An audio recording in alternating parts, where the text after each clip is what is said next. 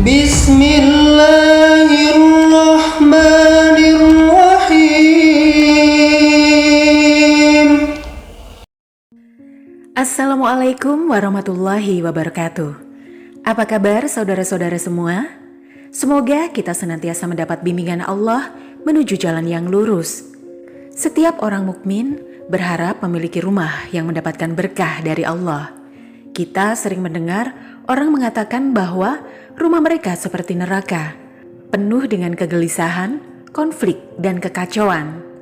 Konsep rumah yang ideal bagi seorang mukmin adalah rumah yang memiliki sifat-sifat marhamah, mutmainah, dan mubarakah.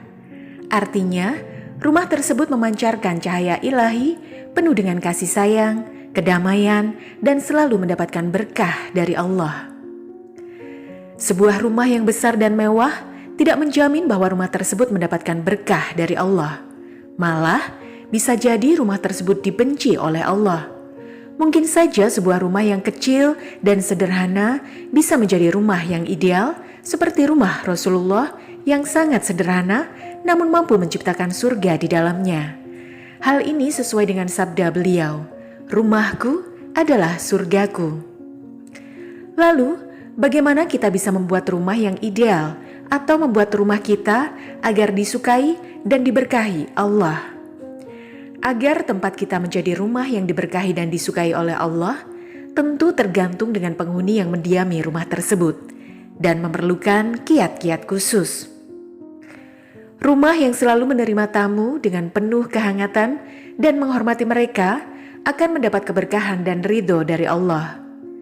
Ketika pintu terbuka lebar, suasana rumah penuh dengan senyum, salam, dan keramahan. Tamu-tamu dihormati sebagai karunia, dianggap sebagai anggota keluarga yang baru ditemui. Allah menyukai rumah seperti ini karena pada setiap interaksi, keikhlasan dan kesopanan selalu terpancar. Aura positif meresap, menenangkan jiwa yang lelah, dan menumbuhkan persahabatan yang tulus. Rasulullah bersabda, "Barang siapa yang beriman pada Allah dan hari akhir, maka hendaklah dia memuliakan tamunya. Ketika tamu datang pada suatu kaum, maka ia datang dengan membawa rizkinya. Ketika ia keluar dari kaum, maka ia keluar dengan membawa pengampunan dosa bagi mereka." Beliau juga bersabda, "Sesungguhnya para malaikat senantiasa memohonkan rahmat kepada Allah untuk seseorang di antara kamu selama hidangannya masih diletakkan, belum diangkat untuk disimpan. Barang siapa memberi makan kepada seorang muslim makanan yang diinginkannya, maka Allah mengharamkannya dari api neraka." Apabila Allah menghendaki kebaikan untuk suatu kaum, maka akan diberi hadiah berupa tamu yang akan singgah dengan membawa rizkinya dan pulang pun dengan rizkinya. Sungguh, Allah mengampuni dosa orang-orang yang berada di rumah tersebut. Allah juga menyukai rumah-rumah yang dikelilingi oleh pepohonan hijau yang indah. Pepohonan adalah simbol kehidupan yang tumbuh dan memberikan rasa kedamaian bagi pemilik rumah. Dengan adanya pepohonan, udara menjadi lebih segar dan lingkungan menjadi lebih sejuk. Tak hanya bermanfaat untuk berteduh oleh musafir, pohon juga menjadi makanan bagi makhluk lain ciptaan Allah. Dari Anas bin Malik, Rasulullah bersabda, "Tidaklah seorang muslim menanam pohon, tidak pula menanam tanaman, kemudian pohon atau tanaman tersebut dimakan oleh burung, manusia atau binatang, melainkan menjadi sedekah baginya." Sebuah rumah yang senantiasa dikunjungi oleh orang-orang alim akan mendapat kasih sayang dari Allah. Setiap sudut rumah akan dipenuhi oleh kehangatan ilmu dan kebaikan. Orang-orang yang tidur di sana penuh semangat menuntut ilmu dan berbagi pengetahuan yang mereka miliki. Tidak hanya itu, mereka saling berdiskusi, saling memberi ide dan inspirasi, serta dorongan untuk menjadi lebih baik. Allah menyatakan bahwa tidak ada Tuhan melainkan Dia yang menegakkan keadilan. Para malaikat dan orang-orang yang berilmu juga menyatakan yang demikian. Tidak ada Tuhan melainkan Dia yang maha perkasa lagi maha bijaksana. Nabi juga pernah bersabda, "Barang siapa memandang wajah orang alim dengan satu pandangan, lalu ia merasa senang dengannya, Maka Allah menciptakan malaikat dari pandangan itu dan memohonkan ampun kepadanya sampai hari kiamat. Rumah yang sering dikunjungi orang berilmu atau menjadi pusat kebaikan dan kebijaksanaan. Ditambah lagi, orang-orang berilmu ternyata lebih disukai oleh Allah daripada ahli ibadah. Allah memberkahi rumah tersebut karena menjadi tempat berkumpulnya orang-orang yang mencari ridhonya dan menyebarkan cahaya. Tak hanya sering dikunjungi orang alim, sebuah rumah yang dijadikan majelis ilmu lebih diberkahi dan diridhoi oleh Allah. Rumah yang peduli dan memperhatikan anak yatim dengan penuh kasih sayang serta kebaikan pasti akan dicintai dan diridhoi oleh Allah. Allah berfirman, "Tahukah kamu orang yang mendustakan agama? Itulah orang yang menghardik anak yatim dan tidak menganjurkan memberi makan orang miskin." Rasulullah juga telah bersabda, "Sebaik-baik rumah kalian adalah rumah di dalamnya terdapat yatim yang dimuliakan." Menurut ayat ini, ada dua hal yang menyebabkan seseorang tergolong pendusta agama, yaitu menghardik anak yatim dan tidak mau memberi makan orang miskin. Namun jika mereka diperlakukan dengan adil, diberikan kasih sayang, pendidikan yang baik, serta kesempatan untuk berkembang, Allah akan melihatnya sebagai tindakan mulia. Di sebuah rumah yang penuh dengan ucapan salam, keberkahan dari Allah akan selalu hadir, setiap sudutnya akan dipenuhi dengan rasa kasih sayang dan kehangatan. Setiap anggota keluarga saling menyapa dengan penuh cinta dan kesederhanaan. Allah menyukai rumah seperti ini dan membimbing mereka menuju kebahagiaan abadi. Nabi pernah bertemu Abu Umamah, seorang sahabat yang umurnya sekitar 16 tahun. Beliau bersabda, "Wahai Abu Umamah, ada di antara manusia yang jika aku melihatnya, hatiku menjadi sejuk. Dan engkau termasuk di antara mereka. Wahai Abu Umamah, jika engkau masuk rumah, berilah salam kepada penghuni rumah, agar mereka berkah bagimu dan bagi penghuni rumah." Abu Umamah berkata, "Demi Allah, sejak saat itu aku tidak melupakan nasihat Nabi tersebut." Allah juga senang dengan rumah yang selalu digunakan untuk sholat dan berjamaah. Di rumah tersebut, keberkahan akan menyebar dan menyelimuti setiap sudut, ditandai dengan suasana penuh ketaatan dan ketenangan yang memenuhi ruang-ruangnya. Sujud dan zikir yang berkumandang memenuhi malam dan pagi. Setiap sudutnya akan dipenuhi dengan kasih sayang Allah. Allah menyukai rumah-rumah seperti ini, di mana seolah-olah pemilik rumah membuka pintu rumah mereka untuk menerima berkah Allah.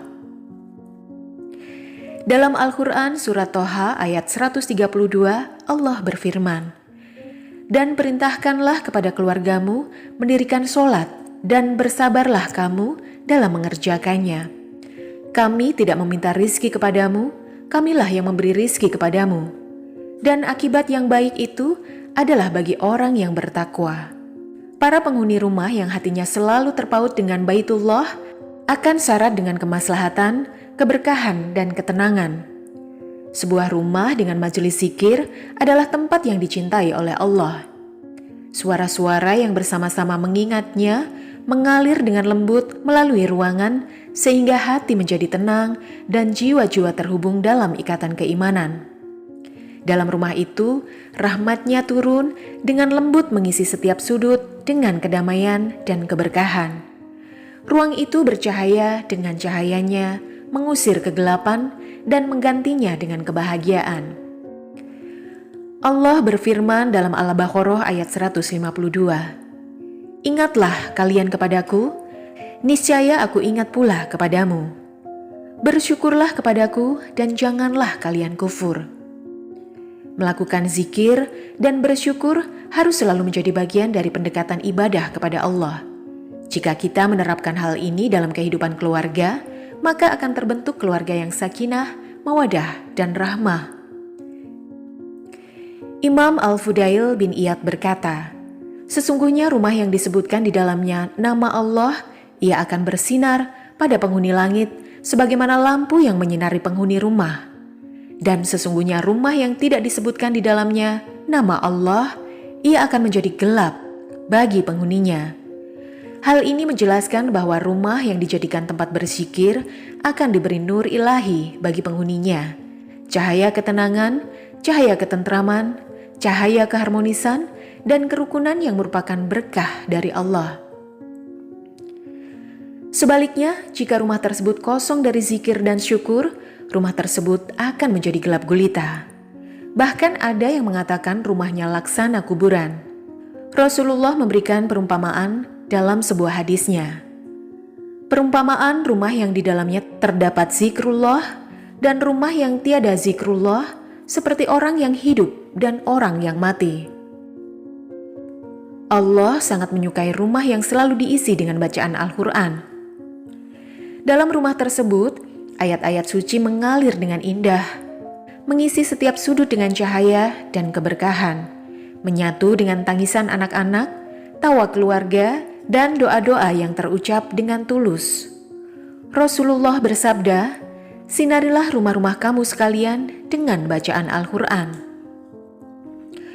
Allah berfirman dalam Al-Quran surat Yunus ayat 57, "Wahai manusia, sungguh telah datang kepadamu pelajaran Al-Quran dari Tuhanmu, penyembuh bagi penyakit yang ada dalam dada, dan petunjuk serta rahmat bagi orang yang beriman." Kemudian dalam Al-Isra ayat 82, "Dan kami turunkan dari Al-Quran sesuatu yang menjadi penawar dan rahmat bagi orang yang beriman. Sedangkan bagi orang yang zolim, Al-Quran itu hanya akan menambah kerugian." Rasulullah juga bersabda, "Janganlah kalian menjadikan rumah-rumah kalian seperti kuburan.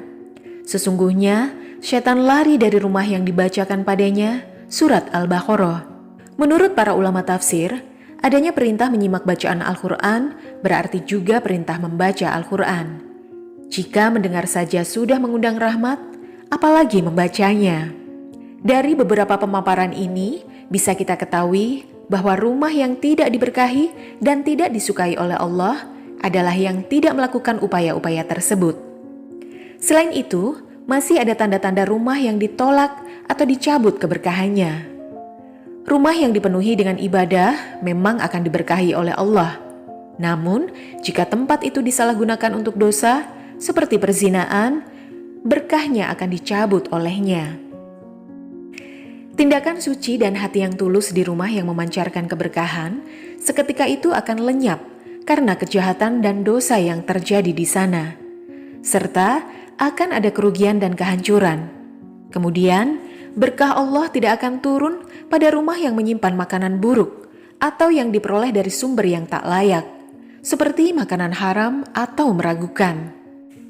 Kualitasnya makanan yang kita konsumsi mempengaruhi hubungan kita dengan Sang Pencipta. Pintu rezeki yang semula terbuka lebar dapat tertutup dan keberkahannya hilang jika di dalam rumah tersebut ada pengkhianatan. Allah mencintai kejujuran dan kebenaran, dan Dia mengetuk pengkhianatan. Ada banyak ayat Al-Quran dan hadis yang menceritakan banyak pengkhianatan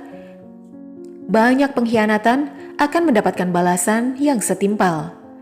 Rumah-rumah yang tidak pernah digunakan untuk hal-hal baik dan ibadah berpotensi kehilangan malaikat penjaga.